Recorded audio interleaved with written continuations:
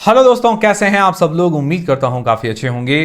तो दोस्तों, SBI mutual fund कहें या यूं कहें एसबीआई एएमसी मतलब एसेट मैनेजमेंट कंपनी, इसका अब आईपीओ आने वाला है क्योंकि इसकी डीआरएचपी को अप्रूवल वगैरह मिल चुका है। अब ये कभी भी आईपीओ लेकर आ सकते हैं। तो अब जो एसबीआई म्यूचुअल फंड जो है उसकी पेरेंटल कंपनी है एसबीआई बैंक, जो कि ऑलरेडी लिस्टेड है। ठीक है, उसकी पेरेंटल कंपनी है एसबीआई बैंक, पेरेंटल कंपनी है, ऑलरेडी लिस्टेड है। अब सबका एक ही सवाल ये आ रहा है, बहुत बार लोगों को कंफ्यूजन हो रहा है कि भी क्या इसके अंदर शेयर होल्डर कोटा है या नहीं है, और मान लो अगर है तो कौन सा हमें शेयर लेना चाहिए और कब लेना चाहिए, वो हम जानेंगे इस वीडियो के अंदर। और उसके अलावा इसकी एक अंदाजन डेट्स क्या हो सकती है और बाकी सारी जो जानकारी है वो सारी चीज़ें हम जानेंगे इस वीडियो के अंदर। वीडियो शुरू करने से पहले टेलीग्राम, इंस्टाग्राम, व्हाट्सएप, फेसबुक सबके लिंक डिस्क्रिप्शन के अंदर है, ज्वाइन करके रख लीजिए और लिंक से ही ज्वाइन कीजिए ताकि आपके साथ कोई फ्रॉड ना हो, क्योंकि बहुत सारे फेक और फ्रॉड चैनल्स हैं, इसीलिए लिंक से ज्वाइन करना है। तो सबसे पहले डीआरएचपी की लेकर जानकारी जान लेते हैं कि भाई इसको कब इसने डीआरएचपी फाइल की थी और कब इसको अप्रूवल मिला है।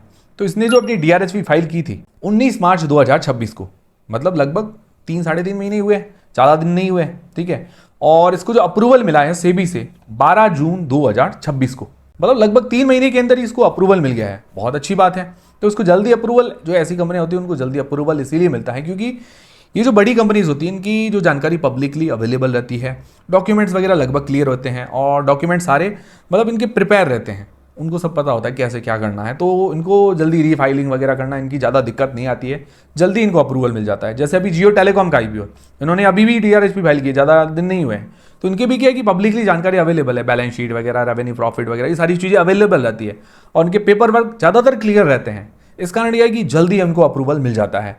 तो ये पॉसिबल है जियो टेलीकॉम को भी जल्दी मिल सकता है अप्रूवल, और वो भी जल्दी आईपीओ लेकर आ सकते हैं। जब अप्रूवल मिलता है उसके बाद आप कभी भी आईपीओ लेकर आ सकते हैं। तो ये चीज डीआरएचपी क्लियर होगी। अब एक्सपेक्टेड आईपीओ डेट्स क्या हो सकती है, तो देखिए एक्सपेक्टेड जो आईपीओ डेट्स होती है वो आरएचपी फाइलिंग जो होती है, डीआरएचपी फाइल कर दी, अप्रूवल मिल गया, फिर आरएचपी फाइल करते हैं, रेड हेरिंग प्रोस्पेक्टस जिसको बोलते हैं। तो वो फाइल करते हैं, उसके लगभग 1 हफ्ते 10 दिन बाद हमें आईपीओ देखने को मिल जाता है, उसकी डेट्स वगैरह सारी चीज़ें आ जाती है, प्राइस बैंड, मार्केट लॉट आ जाते हैं। और जो आरएचपी फाइलिंग डेट होती है वही शेयर होल्डर कोटा के लिए एलिजिबल डेट भी होती है। मतलब जो आरएचपी फाइलिंग डेट है उस दिन हमारे डीमेट अकाउंट के अंदर पेरेंट कंपनी का शेयर होना चाहिए। उस दिन अगर होना चाहिए तो मतलब एक दिन पहले हमारे लिया हुआ होना चाहिए, तब क्या है कि हम माने जाते हैं शेयर होल्डर कोटा के लिए एलिजिबल। यही लगभग डेट रहती है लास्ट, कि भी आरएचपी फाइलिंग कर दी उस दिन अगर आपके डीमेट अकाउंट के अंदर पेरेंटल कंपनी का शेयर है तो आप शेयर होल्डर कोटा के लिए एलिजिबल हो जाओगे। तो अब इसकी आरएचपी जो फाइलिंग डेट है, मतलब इसके आईपीओ की एक्सपेक्टेड डेट्स क्या है, अर्ली जुलाई, मतलब जुलाई के पहले वीक तक या दूसरे वीक तक, लगभग 15 जुलाई तक ये आईपीओ आना चाहिए। ऐसी संभावना है, मार्केट के अंदर ऐसी न्यूज़ चल रही है। ठीक है, क्योंकि न्यूज़ तभी चलती है तब क्या है कि कंपनी से कुछ इन्फॉर्मेशन या किस सोर्सेज से इन्फॉर्मेशन मिलती है। तो एज पर सोर्सेज ये जुलाई फर्स्ट वीक या सेकंड वीक तक हमें ये आईपीओ देखने को मिल सकता है। तो हो सकता है जुलाई स्टार्टिंग में ही हमें आरएचपी फाइल होते हुए भी देखने को मिल जाए, पॉसिबल है। अगर ये आईपीओ आएगा तो पॉसिबल है। अब सबसे मेन सवाल जो हमारा तीसरा सवाल है कि क्या इसके अंदर शेयर होल्डर कोटा है या नहीं है। तो देखिए, एज पर डीआरएचपी, जो इसने डीआरएचपी फाइल की है, डीआरएचपी जिसको अप्रूवल मिला है, उसके अंदर शेयर होल्डर कोटा को लेकर कोई भी जिक्र नहीं है। मतलब इसके अंदर अभी तक ये जानकारी है कि शेयर होल्डर कोटा नहीं है। ठीक है, ये चीज क्लियर है कि इसके अंदर शेयर होल्डर कोटा होने की जो संभावना है वो न के बराबर है, क्योंकि अगर शेयर होल्डर कोटा होता तो वो पहले ही जानकारी दे देते कि भी इसके अंदर शेयर होल्डर कोटा है। ठीक है, मान लो वो अगर अपनी आरएचपी में कुछ ऐसा नया चेंजेस कर दे कि हम अभी शेयर होल्डर कैटेगरी मतलब डाल रहे हैं, उसके अंदर शेयर होल्डर कोटा देंगे, तो वो एक अलग चीज़ है। बाकी लगभग जो चांसेस अभी नजर आ रहे हैं इसके अंदर शेयर होल्डर कोटा नहीं है, डीआरएचपी, एज पर डीआरएचपी। बाकी देखिए, आरएचपी में लगभग जो चेंजेस होने के चांसेस बहुत कम रहते हैं। मान लो इन केस चेंजेस हो जाएगी भाई हमें, तो एसबीआई जो इसकी पेरेंटल कंपनी एसबीआई बैंक, उसका शेयर लगभग 800 रुपये के बराबर है, लगभग। तो वो कोई लेना चाहे कि मुझे लगता है कि मुझे मान लो बाई चांस रिस्क के लिए लेके रखना, तो वो एक अलग चीज़ है। बाकी मैं कोई बाय सेल का रेकमेंडेशन नहीं दूंगा आपको कि भी आप वो लें या ना लें, वो आपकी मर्जी होगी। ये मैं बता रहा हूँ, लगभग इसके अंदर शेयर होल्डर कोटा नहीं है एज पर डीआरएचपी। आरएचपी में वो कुछ थोड़ा बहुत चेंजेस करते हैं, अलग चीज़ है, बाकी लगभग चेंजेस होता नहीं है। तो ये चीज़ क्लियर होगी कि इसके अंदर शेयर होल्डर कोटा नहीं है। हम नॉर्मल कैटेगरी से ही अप्लाई कर पाएंगे, एक ही बार अप्लाई कर पाएंगे। अगर शेयर होल्डर कोटा होगा आरएचपी में, ये कहेंगे कि हम शेयर होल्डर कोटा लेकर आ रहे हैं, तो वो एक अलग चीज़ होगी। बट अभी तक यही संभावना है कि इसके अंदर शेयर होल्डर कोटा नहीं है। आपको लग रहा है कि मुझे रिस्क लेना है, तो वो आप एसबीआई बैंक का शेयर लेकर रिस्क ले सकते हैं, ये आपके ऊपर है टोटली। अब ये चीज़ क्लियर होगी आपको। और लेना कब है, RHP फाइलिंग से पहले पहले ही लेना होगा आपको। अब ये जुलाई के अंदर ये कह रहे हैं तो हो सकता है जुलाई के अंदर, और इनको मन पड़ा तो ये बाद में भी IPO लेके आ सकते हैं, ये भी पॉसिबल है। ये चीज़ दिमाग में रखते हुए चलिएगा। मुझे सारी जानकारी देना आवश्यक है, क्योंकि जरूरी नहीं है कि भी RHP फाइल होगी मतलब DRHP का अप्रूवल मिल गया IPO लेके आएंगे।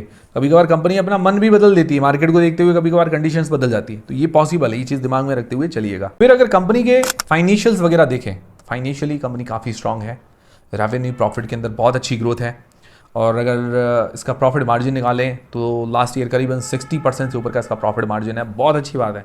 जनरली म्यूचुअल फंड बिजनेस के अंदर बहुत अच्छे मार्जिन्स रहते हैं, क्योंकि एसेट लाइट मॉडल होते हैं, इनमें ज़्यादा कोई खर्चा भी नहीं है कि भाई कोई बड़ी मैन्युफैक्चरिंग फैसिलिटी लगाने, ऐसा कुछ होता नहीं है। इसीलिए ये IPO काफ़ी इंपॉर्टेंट हो जाता है, और ये इंडिया की सबसे बड़ी एसेट मैनेजमेंट कंपनी, इस कारण भी ये काफ़ी इंपॉर्टेंट IPO है। इस IPO की अगर डिटेल्स लें तो ये 13,000 करोड़ रुपए का इसका इशू साइज होगा, और ये पूरा का पूरा OFS होने वाला है, ऑफर फॉर सेल।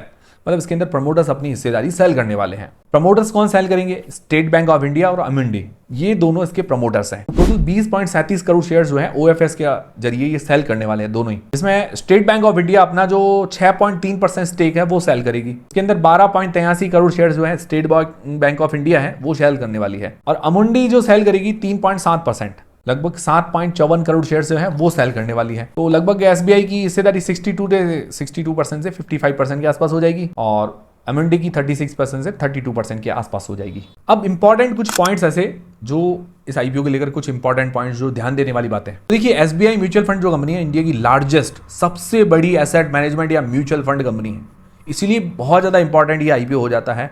अगर देखिए कोई सेक्टर हो, सेक्टर के अंदर टॉप लीडिंग कंपनी हो तो वो बहुत बड़ी बात होती है। इसका जो एसेट अंडर मैनेजमेंट मतलब AUM है टोटल 12.5 लाख करोड़ से ऊपर का, तो ये सबसे बड़ी एसेट मैनेजमेंट कंपनी बन जाती है। उसका स्ट्रॉन्ग डिस्ट्रीब्यूशन नेटवर्क भी है, SBI बैंक भी इसके साथ में है, तो काफ़ी डिस्ट्रीब्यूशन नेटवर्क काफ़ी स्ट्रॉन्ग हो जाता है, और कस्टमर बेस भी इसका काफ़ी बड़ा है। और इसकी एक्सपेक्टेड जो वैल्यूएशन हो सकती है, एक्सपेक्टेड है, फिक्स चीज़ नहीं है, 1.3 लाख करोड़ रुपए से लेकर 1.5 लाख करोड़, मतलब 1,30,000 करोड़ से लेकर 1.5 लाख करोड़ तक का इसका वैल्यूएशन हो सकती है। इतना मार्केट गैप बन सकता है, पॉसिबल है। ये लार्ज कैप कंपनी ही होगी, बट इतनी भी बड़ी नहीं कि भाई ग्रोथ भी ना दिखाए।